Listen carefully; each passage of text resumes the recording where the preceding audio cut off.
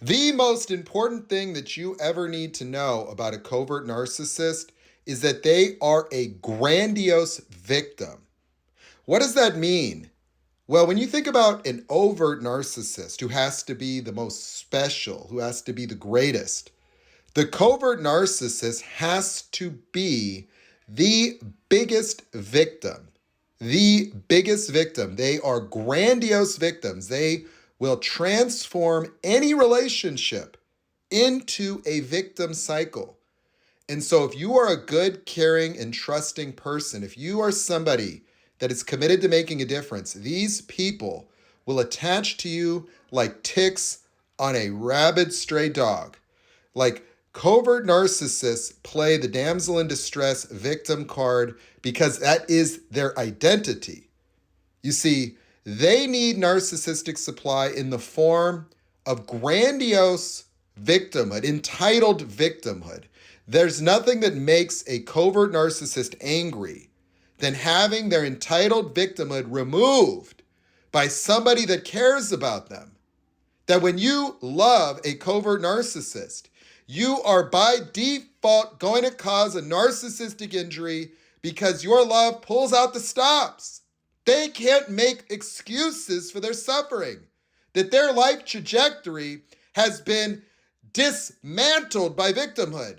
They ruin every single meaningful relationship in their life by transforming the other person in their mind into an abuser and punishing that person, forcing them into reactive abuse, and they will smear and try to dismantle your life piece by piece out of envy, out of anger, out of entitlement, out of rage, and they do so knowingly. That they are so cowardly that they displace all the responsibility of their own mental well-being onto the other people in their life. It doesn't matter what role you play in their life, whether it's a person you've married, whether it's a family member, whether it's a coaching customer, whether it's a moderator. If they are a covert narcissist and they're sadistic, they are going to find any reason, any excuse to protect themselves from the too good to be true scenario where they have made you responsible entirely for their mental well-being, and they are using you for supply and identity. They don't have any identity of their own. They're too busy trying to approximate whatever they think they need to be just to belong, just to fit in, just to avoid humiliation, just to avoid detection. They are envious, they are jealous, they are probing, they want to get in close with you. They will conceal their darkness, they will conceal their contempt, they will conceal their envy, and they will plot, and they will conspire, they will coordinate, they will collude, and they will attempt to destroy anyone that's good.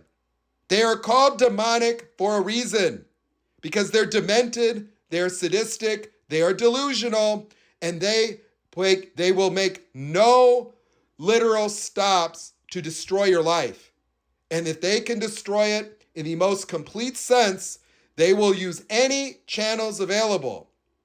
Your resources, your friend groups, your marriages, your businesses, your bank accounts. There is nothing off the table for these people. If it's something you love, if it's something that makes a difference for other people, if it's something that gives you life, if it's something that means something to you, they are going to come after it to destroy it. They want to destroy the essence of who you are to disprove that you exist at all.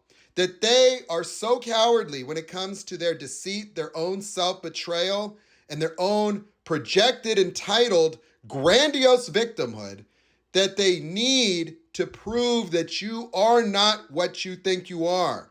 That they will set out to make sure that you're not smiling anymore.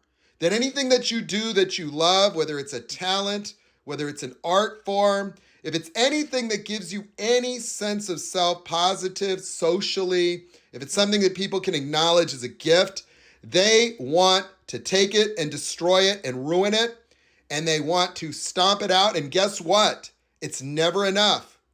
That they can never escape, because the shameful behaviors, the stalking, the obsessions, the trolling, the account after the account after the account only accumulates the same shame that disqualifies them from being trusted or trustworthy.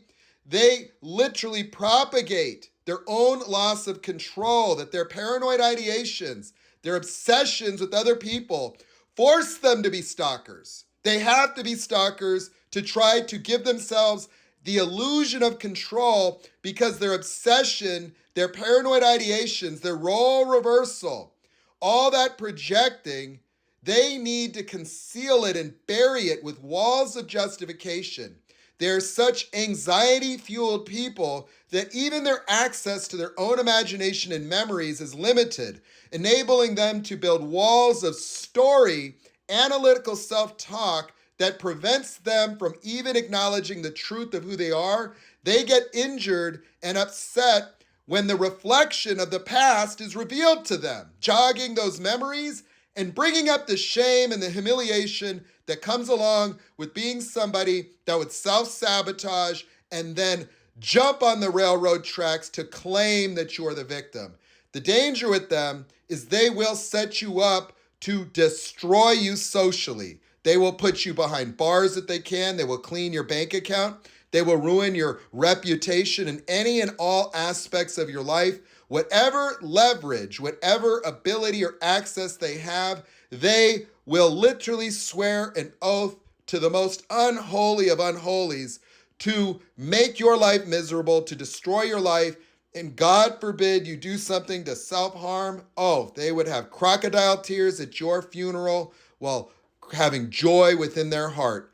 They are sadistic, they are evil, and they will come into your life and they will groom you like a child predator. They will get in close. They will try to emulate and model their behavior after whatever it is that they think will get them close to you.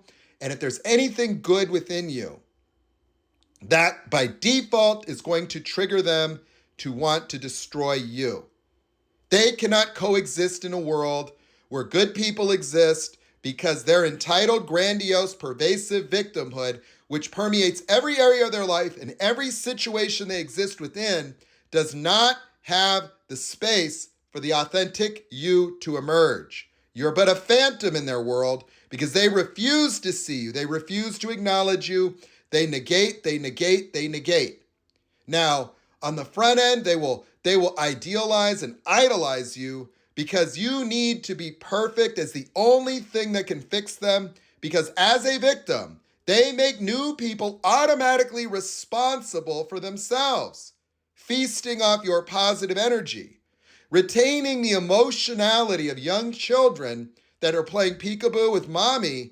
Their emotions are automatically going to be generated based on the emotional experiences of the people around them. But you see, that honeymoon phase is going to end, and any normal emotions that you express violates their grandiose entitlement to use you as a human battery. You're not allowed to have a bad day. That's negative energy. They won't say anything, but what's going to happen is that narcissistic injury is going to happen. They're going to feel deeply disappointed in you. They're going to project a lifetime of failure, shame, and rage onto you while smiling in your face and conspiring during the devaluation phase to undermine your mental health because they want to get you upset. They need to get you upset because seeing you angry validates their subjective entitled reality. The reactive abuse satisfies their justifications to continue their abusive behavior. But not only that, it lets them know they're in control. It also is the only way in which they actually feel anything close to love.